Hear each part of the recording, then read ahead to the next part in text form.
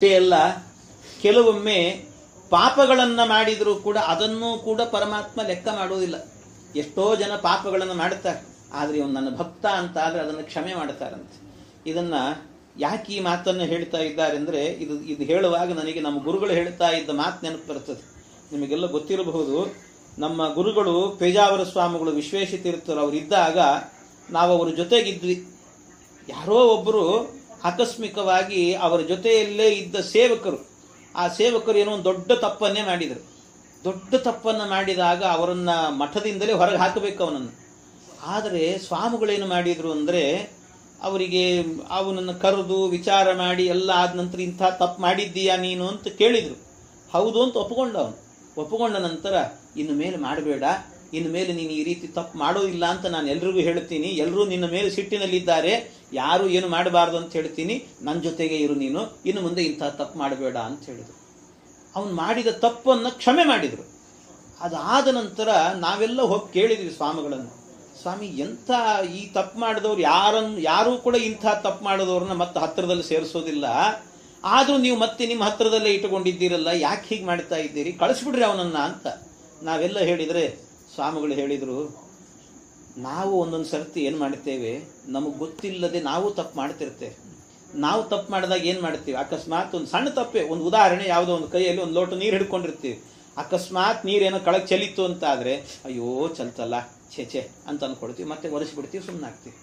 ಅದೇ ಏನಾದರೂ ಕೂಡ ಮನೆಯಲ್ಲಿ ಇನ್ನೊಬ್ರು ಯಾರಾದರೂ ಅದೇ ಕೆಲಸ ಮಾಡಲಿ, ನೀರು ಚೆಲ್ಲಿ, ಎಷ್ಟು ಬೈತೇವೆ ಅಂದರೆ ಇನ್ನೊಂದು ಸರ್ತಿ ಅವನು ಲೋಟ ಮುಟ್ಟಿರಬಾರ್ದು, ಅಷ್ಟು ಬೈದು ಹಾಕಿರ್ತೀವಿ ಅವರನ್ನು.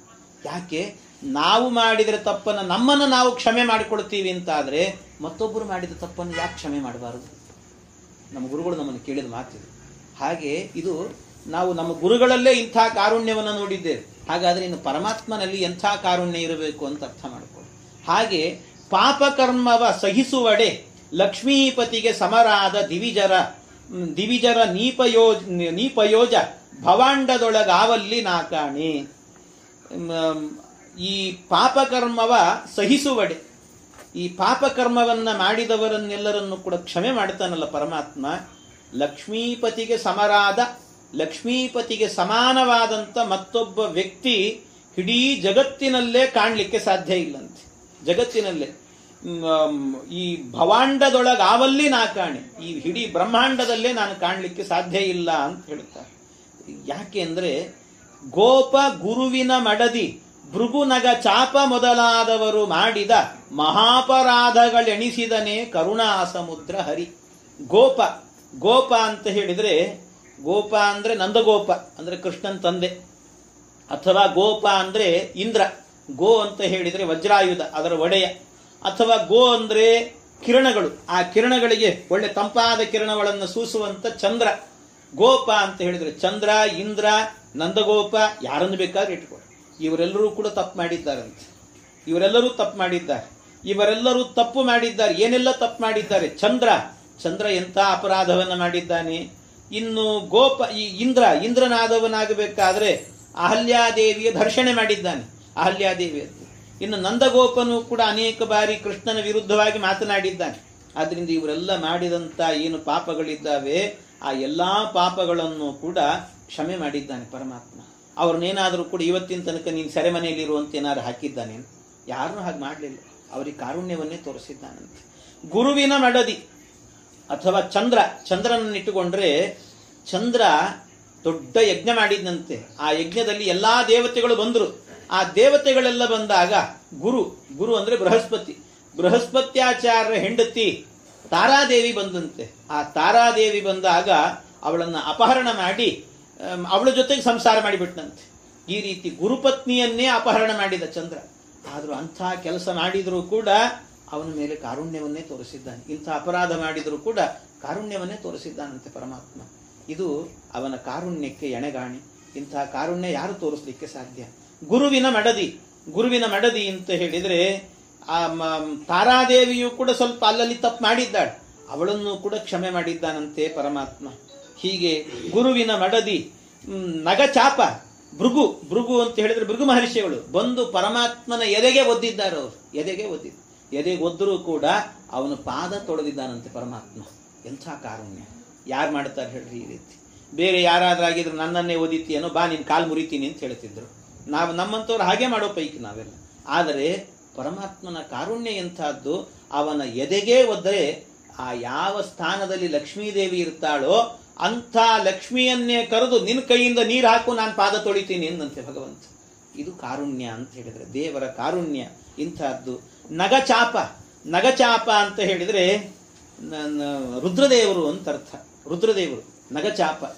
ಯಾಕೆ ಅಂದ್ರೆ ನಗಚಾಪ ಒಂದೊಂದು ಶಬ್ದಗಳನ್ನು ಬಳಸ್ತಾರೆ.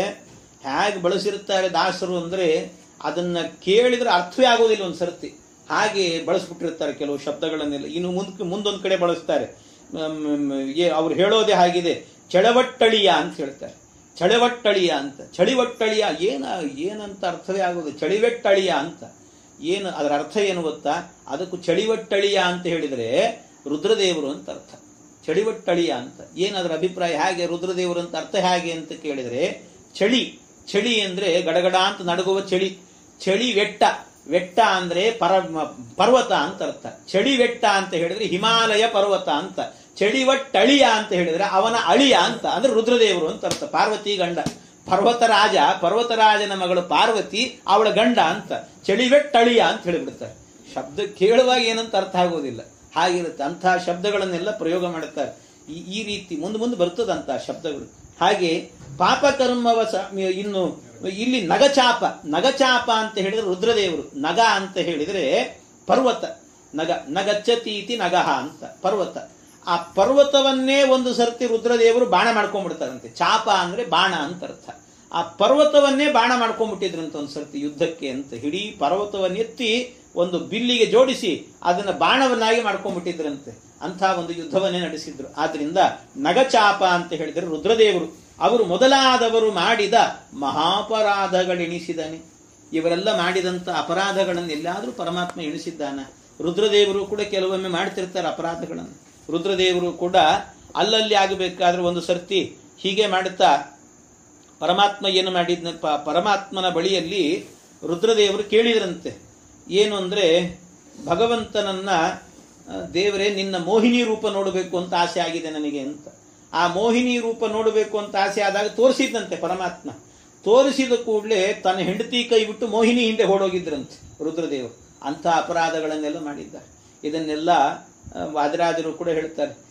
ಕಾಮ ನಿರ್ಜಿತನೊಬ್ಬ ಕಾಮಿನಿಗೆ ಸೋತೊಬ್ಬ ಭಾಮಿನಿಯ ಹಿಂದೆ ಹಾರಿದವ. ಭಾಮಿನಿಯ ಹಿಂದೆ ಹಾರಿದವ ಅಂದ್ರೆ ರುದ್ರದೇವರು. ರುದ್ರದೇವರು ಇಂತಹ ಕೆಲಸ ಎಲ್ಲ ಮಾಡಿದ್ದಾರೆ. ಆದರೂ ಅದನ್ನೆಲ್ಲ ಮನ್ನಿಸಿದ್ದಾನೆ ಪರಮಾತ್ಮ. ಇದನ್ನೆಲ್ಲ ಕ್ಷಮೆ ಮಾಡ್ತಾನೆ. ಮಹಾಪರಾಧಗಳ ಎಣಿಸಿದನೇ ಕರುಣಾ ಸಮುದ್ರ ಹರಿ. ಅವನ್ನೆಲ್ಲಾದ್ರೂ ಕೂಡ ಎಣಿಸ್ತಾನ ಪರಮಾತ್ಮ. ಇಂಥದ್ದನ್ನೆಲ್ಲ ಮಾಡೋದಿಲ್ಲ. ಇನ್ನು ಗುರುಮಡದಿ ಅಂದ್ರೆ ತಾರಾದೇವಿ, ಸಾಂದೀಪಿನಾಚಾರ್ಯ ಹೆಂಡತಿ. ಸಾಂದೀಪಿನಾಚಾರ್ಯ ಹೆಂಡತಿಯೂ ಕೂಡ ಹಾಗೆ. ಸಾಂದೀಪಿನಾಚಾರ್ಯರ ಗುರುಕುಲದಲ್ಲಿ ಎಲ್ಲ ಇದ್ರು ಬೇಕಾದಷ್ಟು ವಿದ್ಯಾರ್ಥಿಗಳು. ಕೃಷ್ಣನ್ನೇ ಕರೆದು ಇವತ್ತು ಕಟ್ಟಿಗೆ ತಗೊಂಬ ಕಾಡಿಗೆ ಹೋಗಿ ಅಂತ ಹೇಳಿದ್ದಂತೆ. ದೇವರಿಗೆ ಕಟ್ಟಿಗೆ ಆರಿಸ್ಕೊಂಬ ಅಂತ ಹೇಳ್ತಾರೆ. ಆದರೂ ಪರಮಾತ್ಮ ಅದನ್ನೆಲ್ಲ ಮನ್ನಿಸಿದ. ಇದೆಲ್ಲ ಅವನ ಕಾರುಣ್ಯಕ್ಕೆ ನಿದರ್ಶನ ಅಂತ ಹೇಳ್ತಾರೆ. ಇಂಥ ಪರಮಾತ್ಮ ಇವನು. ಕಾಮಧೇನು ಸುರಕಲ್ಪತರು ಚಿಂತಾಮಣಿ ಮಳ ಮರೇಂದ್ರ ಲೋಕದಿ ಕಾಮಿತಾರ್ಥಗಳ ಈವವಲ್ಲವೇ ಸೇವೆ ಮಾಳ್ಪರಿಗೆ. ಶ್ರೀ ಮುಕುಂದನ ಪರಮಮಂಗಳ ನಾಮ ನರಕಸ್ತರನ ಸಲುಹಿತು ಪಾಮರರ ಪಂಡಿತರೆನಿಸಿ ಪುರುಷಾರ್ಥ ಕೊಡುತ್ತಿಹುದು. ಕಾಮಧೇನು ಸುರಕಲ್ಪತರು ಚಿಂತಾಮಣಿಗಳ ಅಮರೇಂದ್ರ ಲೋಕದಿ ಕಾಮಿತಾರ್ಥಗಳೀವವಲ್ಲದೆ ಸೇವೆ ಮಾಳ್ಪರಿಗೆ. ಇವರೆಲ್ಲ ಸೇವೆ ಮಾಡಿದವರಿಗೆಲ್ಲ ಕೊಡ್ತಾರಂತ, ಅನುಗ್ರಹ ಮಾಡ್ತಾರೆ. ಸೇವೆ ಮಾಡಿದವರಿಗೆಲ್ಲ ಮಾಡ್ತಾರೆ ಅನುಗ್ರಹ.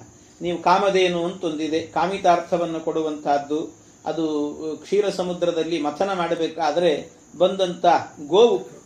ಸುರಕಲ್ಪತರು ಅಂತ ಹೇಳಿದ್ರೆ ಈ ಕಲ್ಪತರು ಅನ್ನೋ ಒಂದು ವೃಕ್ಷ. ಆ ವೃಕ್ಷ ಕಲ್ಪತರು ಅದೆಲ್ಲವೂ ಕೂಡ ಏನು ಕೇಳ್ತಿರೋ ಅದನ್ನು ಕೊಡ್ತದಂತೆ. ಏನು ಕೇಳ್ತಿರೋ ಅದು ಕೊಡ್ತದೆ. ಬಹಳ ಅದ್ಭುತ ಅದೆಲ್ಲ ಅಂತ ಹೇಳ್ತಾರೆ. ಕೇಳಿದ್ದನ್ನೆಲ್ಲ ಕೊಡ್ತದಂತೆ. ಚಿಂತಾಮಣಿಗಳ ಅಮರೇಂದ್ರ ಲೋಕದಿ ಕಾಮಿತಾರ್ಥಗಳೀವವಲ್ಲವೇ. ಇವೆಲ್ಲ ಚಿಂತಾಮಣಿ ಮೊದಲು ಏನೇನು ಕೇಳ್ತೀರೋ ನೀವು ಎಲ್ಲಾ ಪದಾರ್ಥಗಳನ್ನು ಕೂಡ, ಮಾಣಿಕ್ಯ ಗಿಣಿಕ್ಯ ಏನೇನು ಕೇಳ್ತೀರೋ ಅದನ್ನೆಲ್ಲ ಕೊಡ್ತದಂತದೆಲ್ಲ. ಅಮರಲೋಕ ಅಂದ್ರೆ ಅಮರೇಂದ್ರ, ಇಂದ್ರನ ಲೋಕದಲ್ಲಿ ವಾಸ ಮಾಡುವಂತ, ಸ್ವರ್ಗದಲ್ಲಿ ಇರುವಂತ ಅವರಿಗೆಲ್ಲ ಸ್ವರ್ಗಕ್ಕೆ ಹೋಗಿ ಸೇವೆ ಮಾಡಬೇಕಷ್ಟೇ. ಆದ್ರೆ ನೀವಿಲ್ಲೇ ಕೂತ್ಕೊಂಡು ಮಾಡಿದ್ರೆ ಸಿಗೋದಿಲ್ಲ ಅದೆಲ್ಲ. ಸ್ವರ್ಗಕ್ಕೆ ಹೋಗಿ ಆ ಹಸುಗಳ ಸೇವೆಯನ್ನೆಲ್ಲ ಮಾಡಿದರೆ, ಕಲ್ಪವೃಕ್ಷದ ಸೇವೆ ಮಾಡಿದರೆ ಅದನ್ನೆಲ್ಲ ಕೊಡ್ತದಂತೆ. ಆದರೆ ಪರಮಾತ್ಮ ಎಂಥವನು ಅಂದ್ರೆ ಅವನಿರುವಲ್ಲಿಗೆ ನಾವು ಹೋಗಬೇಕು ಅಂತಿಲ್ಲ. ನಾವಿರುವಲ್ಲೇ ಅದನ್ನು ಪ್ರಾರ್ಥನೆ ಮಾಡಿದರೂ ಕೂಡ ಪರಮಾತ್ಮನನ್ನ ಅವನೇ ನಮ್ಮಲ್ಲಿಗೆ ಬರ್ತಾನಂತೆ. ಬೇರೆಲ್ಲ ದೇವರು ಇರ್ತಾರೆ, ಕೆಲವು ದೇವತೆಗಳೆಲ್ಲರೂ ಕೂಡ ಹಾಗೆ ಅಂತ ಹೇಳಿದರೆ, ನಾವೇನಾದರೂ ದೇವರ ಅನುಗ್ರಹ ಪಡಿಬೇಕು ಅಂದ್ರೆ ದೇವತೆಗಳದ್ದು ಏನೋ ನಮಗೆ ಸಂತಾನ ಆಗಬೇಕು, ರುದ್ರದೇವರ ಗುಡಿಗೆ ಹೋಗ್ರಿ ಅಂತ ಹೇಳ್ತಾರೆ. ಆದರೆ ಅಂದ್ರೆ ಏನರ್ಥ? ರುದ್ರದೇವರ ಸನ್ನಿಧಾನಕ್ಕೆ ಹೋದ್ರೆ ಕೊಡ್ತಾರೆ. ಪರಮಾತ್ಮ ಹಾಗಲ್ಲ, ನಾವಿರುವಲ್ಲೇ ಧ್ಯಾನ ಮಾಡಿದ್ರು ಕೊಡ್ತಾನಂತೆ. ಇದು ದೇವರ ಕಾರುಣ್ಯ ಅಂತ ಹೇಳಿದ್ರೆ ಹೀಗಿರುತ್ತೆ ಅಂತ ಹೇಳ್ತಾರೆ. ಶ್ರೀ ಮುಕುಂದನ ಪರಮ ಮಂಗಳ ನಾಮ, ಅದು ಎಲ್ಲಿ ತನಕ ಅಂದ್ರೆ ಗರುಡ ಪುರಾಣದ ಒಂದು ಚಿಂತನೆಯನ್ನು ಮುಂದಿಡುತ್ತಿದ್ದಾರೆ. ನರಕಸ್ಥಳನ ಸಲುಹಿತು ಪಾಮರರ ಪಂಡಿತರೆನಿಸಿ. ಏನು ಅದ್ಭುತ! ನರಕಸ್ಥರನ ಸಲುಹಿತು. ಒಮ್ಮೆ ನಾರದ ಮಹರ್ಷಿಗಳೇನು ಮಾಡಿದ್ರಂತೆ, ಅವರು 3 ಲೋಕ ಸಂಚಾರ ಮಾಡೋರು, ತ್ರಿಲೋಕ ಸಂಚಾರಿಗಳು ಅಂತ ಅವ್ರಿಗೆ ಹೆಸರು. ಆ 3 ಲೋಕ ಸಂಚಾರ ಮಾಡುವಂತ ನಾರದ ಮಹರ್ಷಿಗಳು ಒಂದು ಸರ್ತಿ ಏನು ಮಾಡಿದ್ರಂತೆ, ಹೀಗೆ ಸಂಚಾರ ಮಾಡ್ತಾ ಹೋಗ್ತಾ ಇರುವಾಗ ನರಕದ ಕಡೆಗೆ ಹೋದ್ರಂತೆ. ನರಕದ ಕಡೆಗಂದ್ರೆ ಏನು? ನರಕದ ಒಳಗೆ ಹೋಗ್ಲಿಲ್ಲ, ನರಕದ ಬಾಗಿಲ ಹತ್ರ ಹೋಗ್ತಿದ್ರಂತವ್ರು. ನರಕದ ಬಾಗಿಲ ಹತ್ತಿರದಲ್ಲೇ, ಆ ನರಕದ ಬಾಗಿಲ ಹತ್ತಿರದಲ್ಲೇ ಹೋಗಬೇಕಾದ್ರೆ ಅವರಿಗೊಂದು ಯಾವಾಗಲೂ ಕೂಡ ಅಭ್ಯಾಸ ಏನು ಅಂದ್ರೆ ನಾರಾಯಣ ನಾರಾಯಣ ಅಂತ ಭಗವಂತನ ನಾಮಸ್ಮರಣೆ ಮಾಡುವಂಥದ್ದು ಒಂದು ಅಭ್ಯಾಸ ಅವರಿಗೆ. ಅವರು ಹೋಗಬೇಕಾದ್ರೆ ಏನಾಯ್ತಂತೆ, ಆ ನರಕದ ಬಾಗಿಲ ತುದಿಯಲ್ಲಿ ಕೆಲವರೆಲ್ಲ ಪಾಪಿ ಜೀವರೆಲ್ಲರೂ ಕೂಡ ಇದ್ರಂತೆ, ಬಾಗಿಲ ತುದಿಯಲ್ಲೇ ಇದ್ರಂತವ್ರು. ಅವರೆಲ್ಲ ಬಾಗಿಲು ತುದಿಯಲ್ಲಿರುವಾಗ ಇವರು ತಮ್ಮಷ್ಟಕ್ಕೆ ತಾವೇ ಹೋಗ್ತಿದ್ರು, ನಾರಾಯಣ ನಾರಾಯಣ ಅಂತ ಸ್ಮರಣೆ ಮಾಡ್ಕೊಂಡು ಹೋಗ್ತಿದ್ರಂತೆ. ಅವರು ಹೋಗ್ತಾ ಇರುವಾಗ ಆಕಸ್ಮಿಕವಾಗಿ ಆ ನರಕದ ಬಾಗಿಲ ಒಳಗೆ ಇದ್ದಂತ ಪಾಪಿಷ್ಟ ಜೀವರಿಗೆಲ್ಲರಿಗೂ ಕೂಡ ಈ ನಾರಾಯಣ ಎನ್ನುವ ನಾಮಸ್ಮರಣೆ ಕೇಳಿಸ್ತಂತವ್ರಿಗೆ. ಅವ್ರಿಗೆ ಕೇಳಿಸಿದ್ದೇ ತಡ ನಾರದರ ಆ ಕಡೆ ಹೋಗ್ಬಿಟ್ರು. ಅವ್ರು ಆ ಕಡೆ ಹೋಗ್ಲಿಕ್ಕೆ ಪುರುಸೊತ್ತಿಲ್ಲ, ಯಮದೇವರು ಬಂದ್ರಂತೆ. ಯಮದೇವರು ಬಂದು ನೀವು ಇಲ್ಲಿಂದ ಹೋಗ್ತಿರೋ, ನಿಮ್ಮನ್ನು ಕಳಿಸ್ತು ಅಂತ ಕೇಳಿದ್ರಂತೆ. ಏನು ಅದು? ನರಕದಲ್ಲಿ ಇದ್ದವ್ರನ್ನ ನರಕದಲ್ಲೇ ಇರಬೇಕು ಅಂತ ಹೇಳೋರು ಅವ್ರು ಯಾವಾಗಲೂ ಯಮದೇವರು. ಅವ್ರು ಹೇಳಿದ್ರಂತೆ, ಒಂದು ಕ್ಷಣ ನೀವು ಇಲ್ಲಿರ್ಲಿಕ್ಕೆ ಸಾಧ್ಯ ಇಲ್ಲ ಅಂದ್ರು. ಯಾಕೆ ಅಂದ್ರೆ ನಾರದ ಮಹರ್ಷಿಗಳು ಮಾಡಿದಂತ ನಾರಾಯಣ ಎನ್ನುವ ನಾಮಸ್ಮರಣೆಯನ್ನ ಕೇಳಿದ್ದೀರಿ, ನೀವು ಕೇಳಿದ್ರಿಂದ ನೀವು ಇಲ್ಲಿರ್ಲಿಕ್ಕೆ ನಿಮಗೆ ಜಾಗ ಇಲ್ಲ, ನೀವೆಲ್ಲ ಸ್ವರ್ಗಕ್ಕೆ ಹೋಗಿ ಅಂತ ಅವರಿಗೆಲ್ಲ ಒಳ್ಳೆ ವಿಮಾನವನ್ನು ಮಾಡಿ ಕಳಿಸಿಕೊಟ್ರಂತೆ. ಇದು ನಾರಾಯಣ ಎನ್ನುವ ನಾಮಸ್ಮರಣೆ ಮಾಡಿದ್ರಿಂದಲೇನೆ. ಅಂದ್ರೆ ಪರಮಾತ್ಮನ ಕಾರುಣ್ಯ ಎಂಥದ್ದು ಅಂತ ಅರ್ಥ ಮಾಡಿಕೊಳ್ಳಿ. ಅದನ್ನೇ ಹೇಳ್ತಿದ್ದಾರೆ, ಶ್ರೀ ಮುಕುಂದನ ಪರಮ ಮಂಗಳ ನಾಮ ನರಕಸ್ಥರನ ಸಲುಹಿತು. ನರಕಸ್ಥರನ್ನೇ ಸಲಹೆ, ಅವರನ್ನು ರಕ್ಷಣೆ ಮಾಡಿಬಿಡುತ್ತಂತೆ. ಆ ನಾಮಸ್ಮರಣೆ ಕೇಳಿದ್ದೇ ತಡ. ಇದು ಗರುಡ ಪುರಾಣದಲ್ಲಿ ಬರುವಂತಹ ಕಥೆ ಇದು. ಅಂತಹದ್ದನ್ನ ಪಾಮರರ ಪಂಡಿತರೆನಿಸಿ ಪುರುಷಾರ್ಥಗಳ ಕೊಡುತ್ತಿಹುದು. ಈ ಪಾಮರರನ್ನು ಕೂಡ ಪಂಡಿತರನ್ನಾಗಿ ಮಾಡಿಬಿಡುತ್ತೆ ಇಂಥ ಒಂದು ಆ ಭಗವಂತನ ಆ ಶಬ್ದಗಳಿಗೆ, ಅವನ ನಾಮಸ್ಮರಣೆಗೆ ಇರುವಂತ ಶಕ್ತಿ. ಇದು ಅವನ ಕಾರುಣ್ಯ ಅಂತ ಹೇಳ್ತಾರೆ. ಇನ್ನು ಮನದೊಳಗೆ ಸುಂದರ ಪದಾರ್ಥವ ನೆನೆದುಕೊಡೆ ಕೈಗೊಂಡು ಬಲು ನೂತನ ಸುಶೋಭಿತ ಗಂಧ ಸುರಸೋಪೇತ ಫಲರಾಶಿ ದ್ಯುನದಿ ನಿವಹಗಳಂತೆ ಕೊಟ್ಟವರನು ಸದಾ ಸಂತೈಸುವನು. ಸದ್ಗುಣವ ಕದ್ದವರ ಘವಕದಿಗನು ಆ ಅನಘನೆಂದೆನಿಸಿ ಪರಮಾತ್ಮ ಏನು ಮಾಡ್ತಾನೆ? ಮನದೊಳಗೆ ಸುಂದರ ಪದಾರ್ಥವ ನೆನೆದುಕೊಡೆ. ನೀವು ಮನಸ್ಸಿನಲ್ಲೇ ಸ್ಮರಣೆ ಮಾಡಿಬಿಡ್ರಿ. ಆಗಲೇ ಹೇಳಿದೆ ನಾನು ಏನಂತ, ಪರಮಾತ್ಮನಿಗೆ ದ್ರವ್ಯಾಣಾಮಪ್ಯಭಾವೇಪಿ ಸಲಿಲೇನೈವ ಪೂಜನಂ. ದ್ರವ್ಯಗಳು ಇಲ್ಲದೆ ಇದ್ರೆ ಸಲಿಲೇನೈವ ಪೂಜನಂ. ನೀವು ಏನು ಮಾಡ್ತಿರ್ತೀರೋ ನಾವು ಕೊಡುವಂತಹದ್ದು ಅಲ್ಲಿ ಹೇಳಬೇಕಾದ್ರೆ ನಾವು ಹೇಳ್ತಿರ್ತೀವಿ, ಛತ್ರಂ ಸಮರ್ಪಯಾಮಿ, ಚಾಮರಂ ಸಮರ್ಪಯಾಮಿ, ವ್ಯಜನಂ ಸಮರ್ಪಯಾಮಿ, ಗಂಧಂ ಸಮರ್ಪಯಾಮಿ, ಪುಷ್ಪಂ ಸಮರ್ಪಯಾಮಿ. ಯಾವುದೂ ಇರುವುದಿಲ್ಲ ನಮ್ಮ ಹತ್ರ, ಬರೀ ಹೇಳ್ತಿರ್ತೀವಿ ಅಷ್ಟೇ, ಮಂತ್ರ ಹೇಳ್ತಿರ್ತೀವಿ.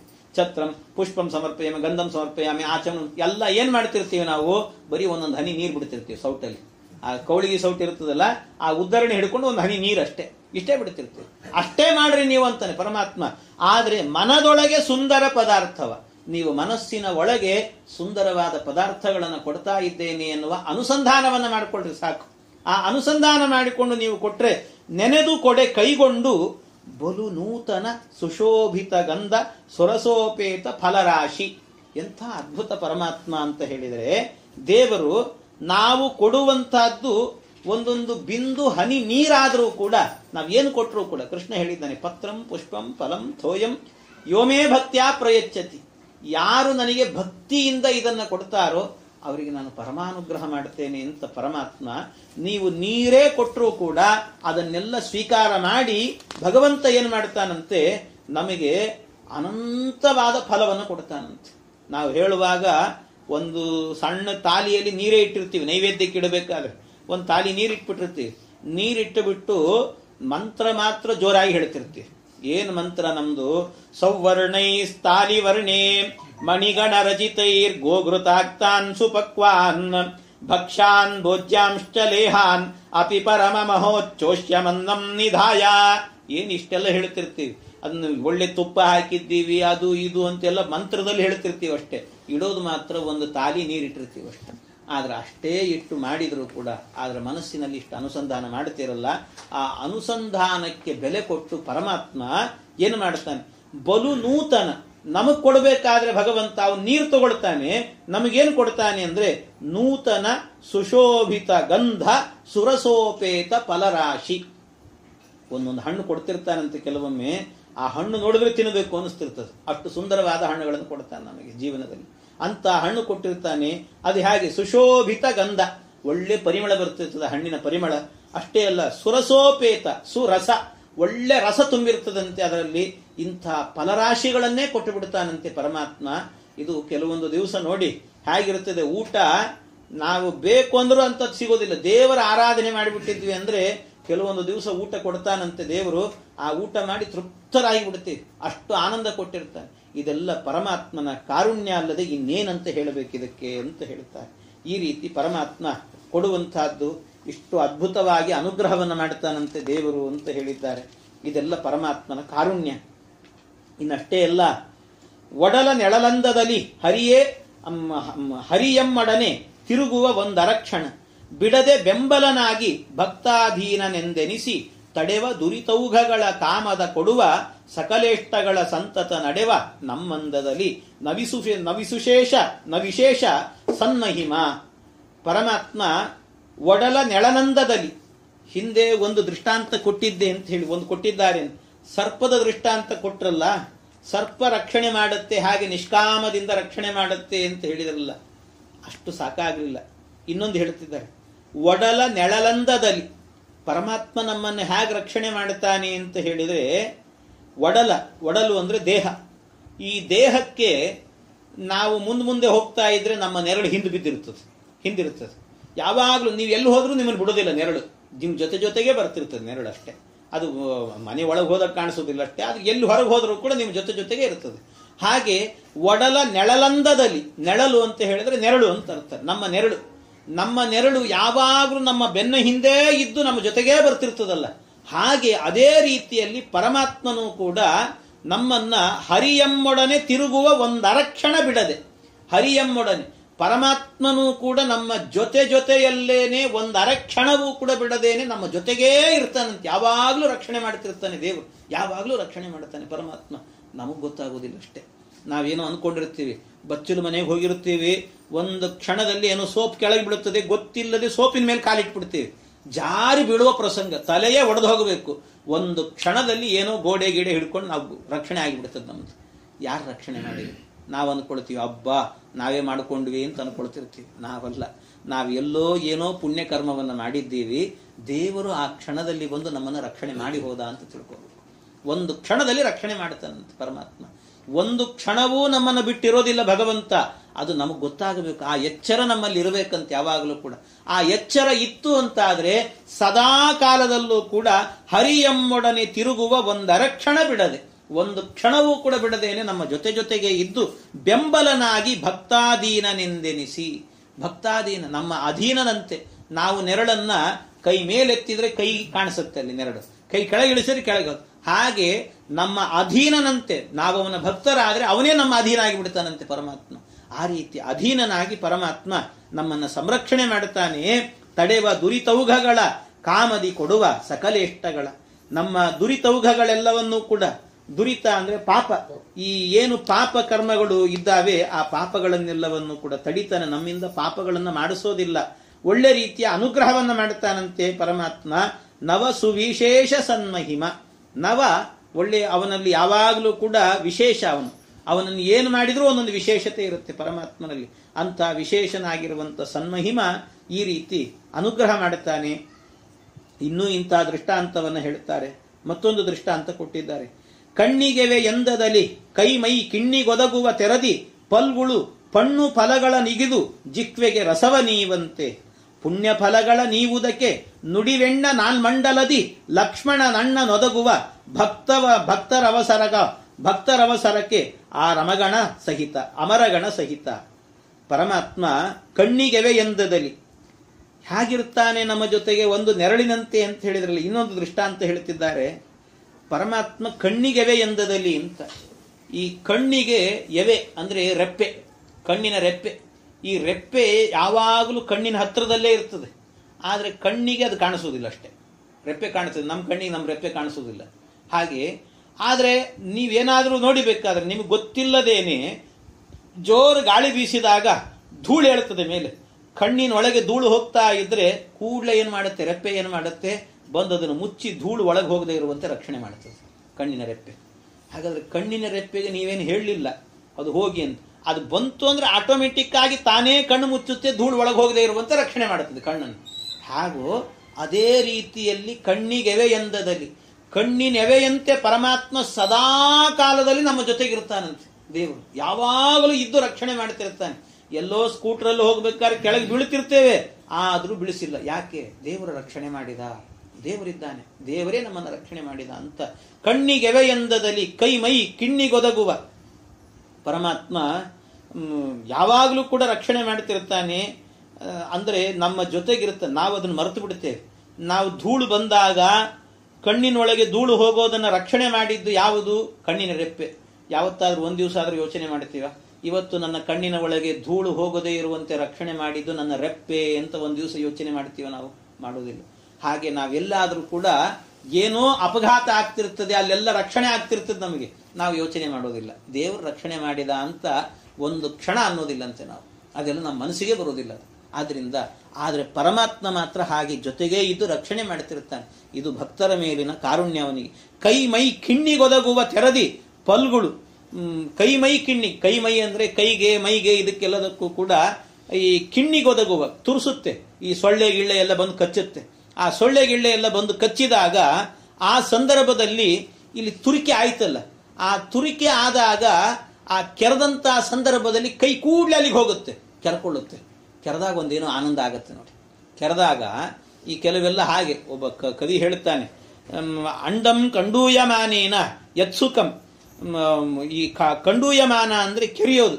ಅದು ಕೆರೆದಾಗ ಏನಾಗತ್ತಂತೆ, ಕೆರಿತಾ ಇರಬೇಕಾದ್ರೆ ಆನಂದ ಆಗ್ತಿರ್ತದಂತೆ. ಒಬ್ಬ ರಾಜನಿಗೆ ಒಬ್ಬ ಕವಿ ಹೇಳೋ ಮಾತು, ಕೆರಿಬೇಕಾದ್ರೆ ಒಂದು ಆನಂದ ಆಗ್ತದಲ್ಲ, ಆ ಆನಂದ ನಿನಗಿರ್ಲಿ ಅಂತಾನೆ. ಆದರೆ ಆಮೇಲೆ ಪಶ್ಚಾತ್ ಕಂಡೂಯಮಾನೇನ ತತ್ಸುಕಂ ತವ ಶತ್ರುಣಾಂ. ಆಮೇಲೆ ಆಗುತ್ತಲ್ಲ ಅಂದ್ರೆ ಕೆರೆದಾದ ನಂತರ ಆಗುವಂತ ಉರಿ ಇರ್ತದಲ್ಲ, ಅದು ನಿನ್ನ ಶತ್ರುಗಳಿಗಿರ್ಲಿ ಅಂತ ಆಶೀರ್ವಾದ ಮಾಡ್ತಾನೆ ಒಬ್ಬ ಕವಿ. ಹಾಗೆ ಪರಮಾತ್ಮ ನಮಗೆ ಎಷ್ಟು ಅನುಗ್ರಹ ಮಾಡಿದ್ದಾನೆ ಅಂತ ಹೇಳಿದ್ರೆ, ಕೈ ಮೈ ಕಿಣ್ಣಿಗೊದಗುವ. ಏನಾದ್ರೂ ಕೆರೆತ ಬಂತು ಅಂದ್ರೆ ಕೂಡಲೇ ಕೈ ಅಲ್ಲಿಗೆ ಹೋಗುತ್ತೆ, ಹೋಗಿ ಅದನ್ನು ಕೆರೆಯುತ್ತೆ, ಸಮಾಧಾನವನ್ನು ಮಾಡುತ್ತೆ. ಇದೆಲ್ಲ ಅನುಗ್ರಹ ಮಾಡಿದ್ದಾನಲ್ಲ ಪರಮಾತ್ಮ. ಆ ರೀತಿ ಪರಮಾತ್ಮ ಜೊತೆಗೆ ಇದ್ದು ಕಾಲ ಕಾಲಕ್ಕೆ ನಮಗೇನು ಬೇಕು ಅದನ್ನೆಲ್ಲವನ್ನು ಕೂಡ ಫಲ್ಗಳು ಪಣ್ಣು ಫಲಗಳ ನಿಗಿದು ಜಿಕ್ವೆಗೆ ರಸವ ನೀವಂತೆ. ಯಾವ ರೀತಿ ಇದೆಲ್ಲವೂ ಕೂಡ ನಮಗೆ ಬಾಯಿಗೆ ಹಣ್ಣು ಹಾಕ್ಕೊಳ್ತೇವೆ, ಅದರ ಬೀಜ ಗೀಜ ಎಲ್ಲ ತೆಗೆದು ಅದನ್ನು ತಿಂದಾಗ ಅದರ ಒಳಗಿರುವ ರಸ ಇರುತ್ತಲ್ಲ, ಅದನ್ನು ಸ್ವೀಕಾರ ಮಾಡಿದಾಗ ಏನು ಆನಂದ ಆಗತ್ತೆ, ಅಂಥ ಆನಂದವನ್ನು ಕೊಡುವವನು ಪರಮಾತ್ಮ. ಅಂಥ ಆನಂದವನ್ನು ಕೊಡ್ತಾನೆ. ಜಿಕ್ವೆಗೆ ರಸವ ನೀವಂತೆ ಪರಮಾತ್ಮ ಸದಾ ಕಾಲದಲ್ಲೂ ಕೂಡ ನಮಗೆ ಆನಂದವನ್ನು ಕೊಡ್ತಾನೆ. ಪುಣ್ಯ ಫಲಗಳ ನೀವುದಕ್ಕೆ ನುಡಿವೆಣ್ಣಿ ನಾಲ್ಮಂಡಲದಿ ಲಕ್ಷ್ಮಣನಣ್ಣ ನೊದಗುವ ಭಕ್ತರ ಅವಸರಕ್ಕೆ ಅಮರಗಣ ಸಹಿತ. ಪುಣ್ಯ ಫಲಗಳ ನೀವುದಕ್ಕೆ ಪರಮಾತ್ಮ ಭೂಲೋಕದಲ್ಲಿ ಅವತಾರ ಮಾಡ್ತಾನಲ್ಲ. ಯಾಕೆ ಅವತಾರ ಮಾಡ್ತಾನೆ? ನಮ್ಮ ಮೇಲಿನ ಕಾರುಣ್ಯದಿಂದ ದೇವರ ಅವತಾರ ಮಾಡೋದು. ಯಾಕೆ ಅಂತ ಹೇಳಿದ್ರೆ, ಪುಣ್ಯ ಫಲಗಳ ನೀವುದಕ್ಕೆ, ನಮಗೆಲ್ಲ ಪುಣ್ಯವನ್ನು ಕೊಡೋದಕ್ಕೋಸ್ಕರ. ನಾವು ಅವನ ಸೇವೆ ಮಾಡಿದರೆ ಇವರಿಗೆಲ್ಲ ಪುಣ್ಯ ಕೊಟ್ಟು ಹೋಗೋಣ ಅಂತಲೇ ಬರ್ತಾನೆ ಪರಮಾತ್ಮ. ಅದು ನುಡಿವೆಣ್ಣಿ ನಾನ್ಮಂಡಲದಿ, ಎಂಥ ಶಬ್ದ ಹಾಕಿದ್ದಾರೆ ನೋಡಿ ದಾಸರು. ನುಡಿವೆಣ್ಣಿ ನಾಲ್ಮಂಡಲದಿ ಅಂತೆ. ನುಡಿವೆಣ್ಣಿನ ಆಣ್ಮಂಡಲದಿ, ನುಡಿವೆಣ್ಣಿನ ಆಣ್ಮಂಡಲದಿ ಏನರ್ಥ? ನುಡಿವೆಣ್ಣು ಅಂತ ಹೇಳಿದ್ರೆ ಸರಸ್ವತೀ ದೇವಿ ಅಂತ ಅರ್ಥ. ನುಡಿ ಅಂದ್ರೆ ಮಾತು, ನುಡಿವೆಣ್ಣು ಅಂದ್ರೆ ಮಾತಿನ ಅಭಿಮಾನಿಯಾದಂತ ಸರಸ್ವತೀ ದೇವಿ ಅಂತ ಅರ್ಥ. ಆಣ್ಮಂಡ ಆಣ್ಮ ಅಂತ ಹೇಳಿದ್ರೆ, ಆಣ್ಮ ಅನ್ನೋದಕ್ಕೆ ಅವಳನ್ನ ಆಳುವವನು ಅಂತ ಅರ್ಥ. ಅಂದ್ರೆ ಸರಸ್ವತೀ ದೇವಿಯನ್ನ ಆಳುವವನು ಅಂದ್ರೆ ಬ್ರಹ್ಮದೇವರು ಅಂತ ಅರ್ಥ. ಅಂದ್ರೆ ನುಡಿವೆಣ್ಣಿನ ಆಣ್ಮಂಡಲ, ಆಣ್ಮಂಡಲ ಅಂತ ಹೇಳಿದ್ರೆ ಆಣ್ಮ ಅಂತ ಹೇಳಿದ್ರೆ ಬ್ರಹ್ಮ, ಆಣ್ಮಂಡ ಅಂದ್ರೆ ಅಂಡ ಅಂತ ಹೇಳಿದ್ರೆ ಬ್ರಹ್ಮ ಅಂಡ, ಬ್ರಹ್ಮಾಂಡ ಅಂತ ಅರ್ಥ. ಅಂದ್ರೆ ಬ್ರಹ್ಮಾಂಡ ಅಂತ ಅರ್ಥ. ಒಟ್ಟಿನಲ್ಲಿ ಅಭಿಪ್ರಾಯ ಏನು? ನುಡಿವೆಣ್ಣಿ ನಾಣ್ಮಂಡಲದಿ, ಈ ಬ್ರಹ್ಮಾಂಡದ ಒಳಗೆ ಲಕ್ಷ್ಮಣನಣ್ಣ ನೊದಗುವ, ಲಕ್ಷ್ಮಣನ ಅಣ್ಣ ಅಂದ್ರೆ ರಾಮದೇವರು, ಆ ರಾಮದೇವರು ಬರ್ತಾರಂತೆ. ಯಾಕೆ ಅಂತ ಹೇಳಿದ್ರೆ ಭಕ್ತರ ಅವಸರಕ್ಕೆ ಅಮರಗಣ ಸಹಿತ, ಭಕ್ತರ ಅವಸರವನ್ನು ನೋಡುತ್ತಾನೆ ದೇವರು. ಭಕ್ತರಿಗೆಲ್ಲ ಅನುಗ್ರಹ ಮಾಡಬೇಕು ಅನ್ನೋದಕ್ಕೋಸ್ಕರ ರಾಮನಾಗಿ ಅವತಾರ ಮಾಡುತ್ತಾನಂತೆ, ಕೃಷ್ಣನಾಗಿ ಅವತಾರ ಮಾಡುತ್ತಾನಂತೆ. ಅವರಿಗೆಲ್ಲ ಆನಂದವನ್ನು ಕೊಡಬೇಕು, ಭಕ್ತರಿಗೆ ಆನಂದವನ್ನು ಕೊಡಬೇಕು, ಅವರಿಗೆ ಪುಣ್ಯವನ್ನು ಕೊಡಬೇಕು ಅಂತ ಬರ್ತಾನೆ. ಅವನೊಬ್ಬನೇ ಬರುವುದಿಲ್ಲ, ಅಮರಗಣ ಸಹಿತ ದೇವತೆಗಳನ್ನೆಲ್ಲ ಕರ್ಕೊಂಡು ಬರ್ತಾನಂತೆ. ತನ್ನ ಸೇವೆಗೆ ನೀವೆಲ್ಲ ಬನ್ನಿ ಅಂತ ಅವರನ್ನೆಲ್ಲ ಕರ್ಕೊಂಡು ಬರ್ತಾನಂತೆ ದೇವತೆಗಳನ್ನ. ದೇವತೆಗಳ ಸೇವೆಯನ್ನೂ ಮಾಡಿ, ನನ್ನ ಪರಿವಾರ ಸೇವೆಯನ್ನು ಮಾಡಿ, ನನ್ನ ಸೇವೆಯನ್ನು ಮಾಡಿ, ನೀವೆಲ್ಲ ಪುಣ್ಯದ ರಾಶಿಯನ್ನ ಕಟ್ಟಿಕೊಳ್ಳಿ ಅಂತ ಹೇಳೋದಕ್ಕೆ ಭಗವಂತ ಈ ರೀತಿ ಬರ್ತಾನಂತೆ. ಬಂದು ನಮಗೆಲ್ಲ ಅನುಗ್ರಹವನ್ನ ಮಾಡುತ್ತಾನೆ ಅಂತ ಹೇಳಿದ್ದಾರೆ. ಹೀಗೆ ಪರಮಾತ್ಮ ಬರೀ ರಾಮಾವತಾರ ಅಲ್ಲ, ಇಡೀ ದಶಾವತಾರವೇ, ಇಡೀ ದಶಾವತಾರವನ್ನು ಮಾಡಿದ್ದಾನೆ ದೇವರು. ಯಾಕೆ? ಇದೆಲ್ಲ ನಮ್ಮನ್ನು ಉದ್ಧಾರ ಮಾಡಲಿಕ್ಕೋಸ್ಕರವೇ ಬಂದದ್ದು. ಪರಮಾತ್ಮ ಕೂರ್ಮನಾಗಿ ಬಂದಿದ್ದಾನೆ. ಕೂರ್ಮನಾಗಿ ಬಂದು ಬೆನ್ನಿನ ಮೇಲೆ ಇಡೀ ಪರ್ವತವನ್ನು ಹೊರಿಸಿದ್ರು. ಪರ್ವತದ ಭಾರವನ್ನು ಹೊತ್ತಂತ ಪರಮಾತ್ಮ ಸಿಟ್ಟಿಗೆದ್ನೇನು ಯಾವತ್ತಾದರೂ ಕೂಡ ಏನು ಸಿಟ್ಟು ಮಾಡಿಕೊಳ್ಳಿಲ್ಲ. ಆ ಪರ್ವತದ ಭಾರ ಹೊರಿಸಿದಂತ ದೇವತೆಗಳಿಗೆ ಅಮೃತವನ್ನು ಕೊಟ್ಟು ಆನಂದ ಪಡ್ರಿ ಅಂತ ಹೇಳಿದ ಪರಮಾತ್ಮ. ಇದು ಭಗವಂತನ ಕಾರುಣ್ಯ ಅಂತ ಹೇಳಿದರೆ.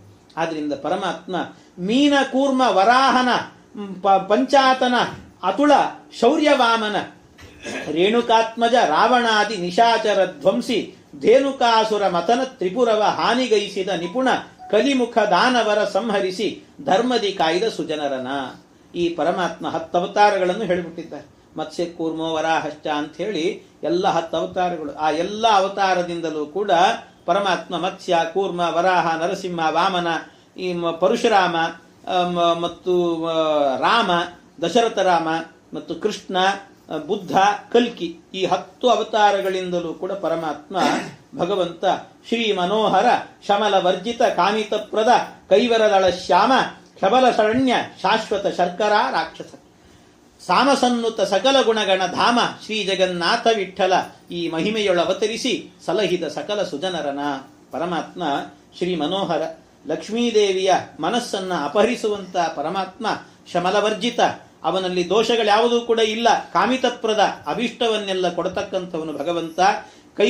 ಕೈರವದಳ ಶ್ಯಾಮ, ಕರಿದಾವರೆಯಂತೆ ಬಣ್ಣ ಅವನದ್ದು ಪರಮಾತ್ಮನದ್ದು. ಅಂತ ದೇಹ ಇರುವಂತ ಶೋಭಾಯಮಾನನಾಗಿರುವಂತ ಶಬಲ ಶರಣ್ಯ, ಬ್ರಾಹ್ಮಣಾದಿ ವರ್ಣದವರಿಗೆಲ್ಲ ಪರಮಾತ್ಮನೇ ಆಶ್ರಯನಾಗಿದ್ದಾನೆ. ಅವನನ್ನೇ ಶರಣ್ಯ ಅಂತ ಎಲ್ಲರೂ ಕೂಡ ಅವನನ್ನು ಸ್ತೋತ್ರ ಮಾಡುತ್ತಾರೆ.